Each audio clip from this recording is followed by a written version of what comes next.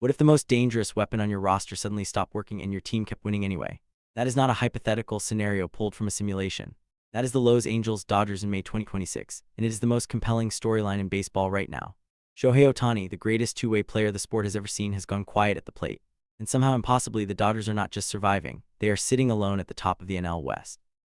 But here is the question every serious baseball fan needs to be asking. How long can that last, and what happens when both versions of Ohtani are firing at the same time? To understand where things stand right now, you have to start with Thursday night at Dodger Stadium. The Dodgers were in the middle of a 4-game series against the San Francisco Giants, their division rival, the team they share the NL West with, the franchise they absolutely cannot afford to lose ground to.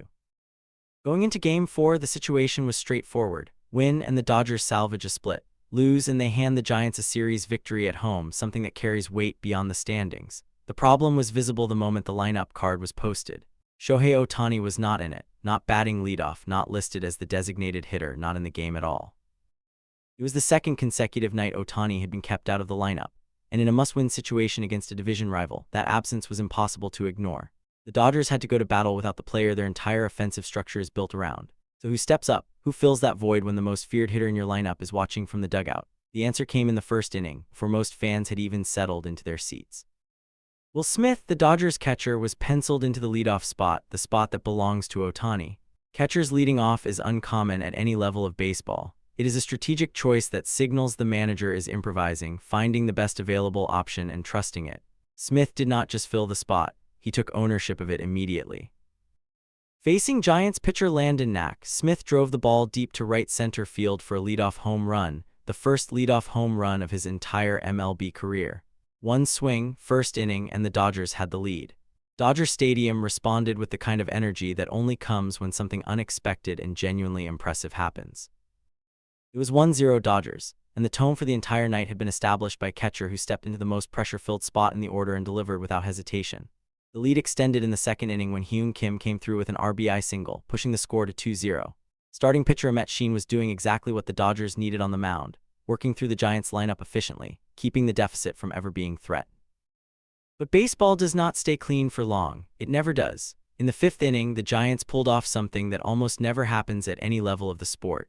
Young-hee Lee hit an inside-the-park 2-run home run off Ahmet Sheen, and just like that the scoreboard read 2-2.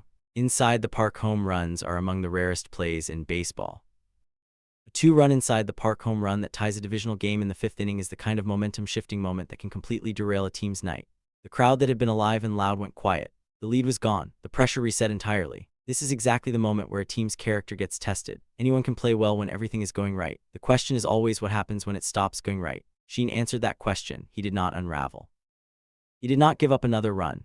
He finished his outing with a final line of 6 innings pitched, 2 earned runs, and 6 strikeouts, a composed and professional performance in a game that needed composure above everything else. For a starting pitcher in a high-stakes divisional matchup, those numbers represent exactly the kind of start that gives a team a chance to win. The sixth inning is where the Dodgers showed the rest of baseball exactly what their roster is made of. With 2 outs and the game still tied at 2-2, Alex Call came off the bench as a pinch hitter. Call is not a household name. He is not the guy anyone is writing feature stories about, but with the game on the line, he delivered a single to right field that scored both Max Muncy and Teoscar Hernandez, flipping the scoreboard to 4-2. Immediately following Call's hit, Miguel Rojas stepped up and added an RBI single of his own, extending the lead to 5-2. 3 runs in 1 inning, driven in by players who are not in any conversation about the Dodgers' star power. That is depth. That is a roster built to win in multiple ways, not just through its top names.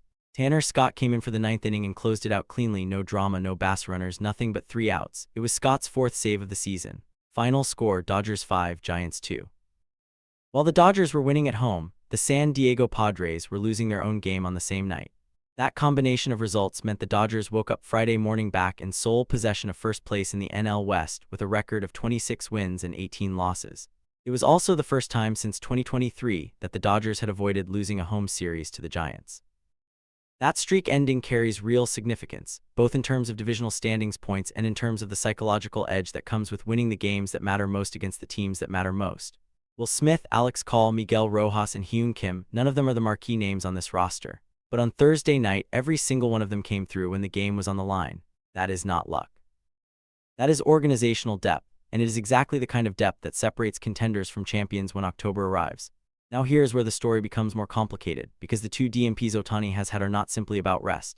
There's a real offensive slump happening, and it deserves an honest examination. To understand what 2026 Ohtani looks like compared to the baseline, you have to know what the baseline actually is. Shohei Ohtani has hit 50 home runs and stolen 50 bases in the same season.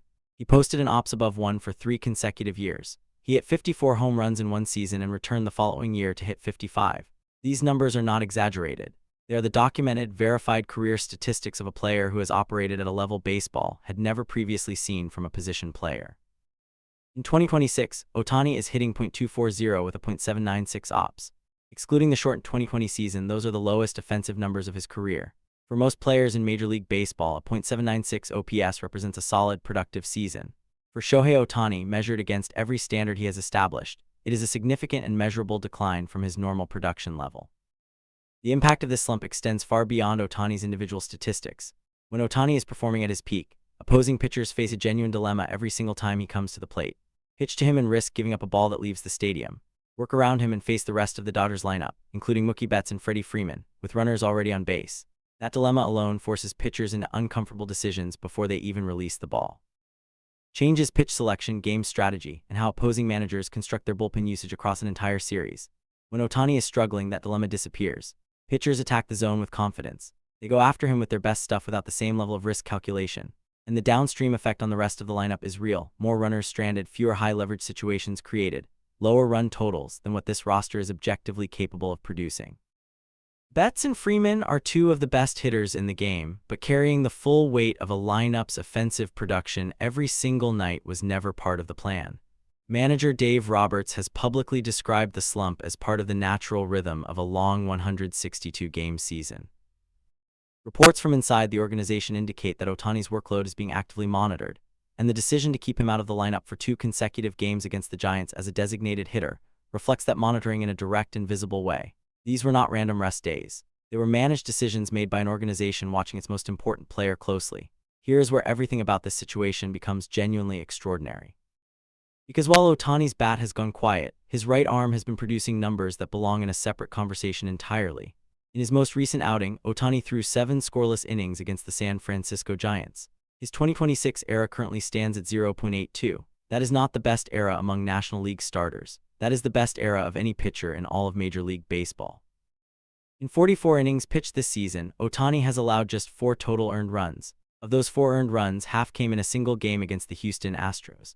That means across every other start he has made in 2026, he has combined to allow just 2 earned runs. For context on how remarkable this pitching resurgence is, Ohtani did not pitch at all during the 2024 season.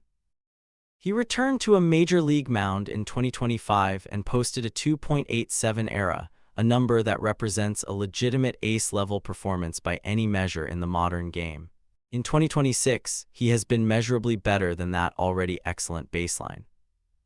After his start against the Giants, Ohtani addressed the dynamic directly.